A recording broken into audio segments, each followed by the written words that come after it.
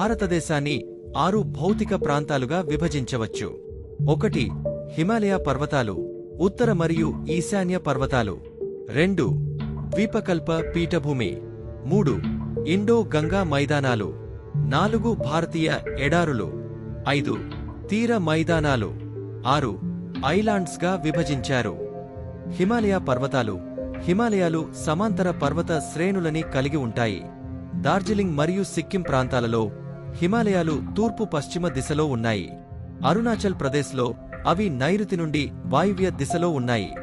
నాగాలాండ్, మణిపూర్ మరియు మిజోరాంలలో అవి ఉత్తర దక్షిణ దిశలో ఉన్నాయి.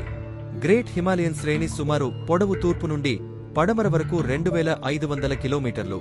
వాటి వెడల్పు ఉత్తరం నుండి దక్షిణానికి 160 నుండి 400 కిలోమీటర్ల మధ్య మారుతూ ఉంటుంది. హిమాలయాలలోని కొన్ని ఎత్తైన శిఖరాలు